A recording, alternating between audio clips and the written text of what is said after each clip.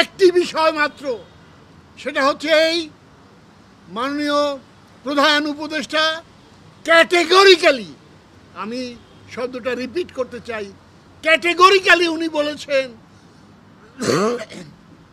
আগামী 4-5 দিনের মধ্যে নির্বাচনের একটা সুনির্দিষ্ট সময় সীমা তারিখ উনি ঘোষণা করবেন। এর চাইতে আনন্দের বার্তা আর কিছু হতে পারে না।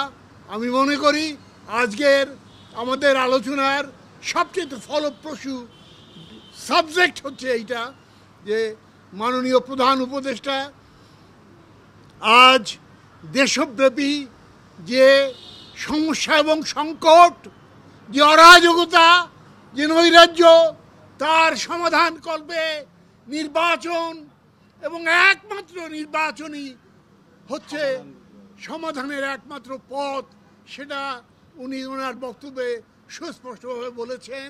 এবং তিনি আশ্বাস দিয়েছেন আগামী 4-5 দিনের মধ্যে নির্বাচনের সুস্পষ্ট তারিখ সময় তিনি ঘোষণা করবেন। আমরা মাননীয় প্রধান উপদেষ্টাকে আরও বলেছি যে আজ থেকে 1 বছর আগে যে পরাজিত শক্তি, যে ফ্যাসিস্ট শক্তি উৎখাত হয়ে গেছে, তাদেরকে কোনো ক্রমে পুনর্বাসিত করার সুযোগ আমরা দেব না।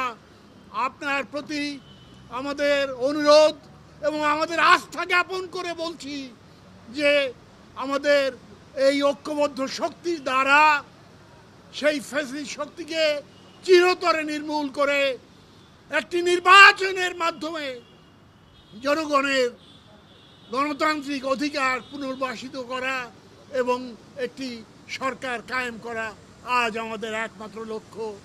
এবং মাননীয় প্রধান উপদেষ্টা সেক্ষেত্রে একমত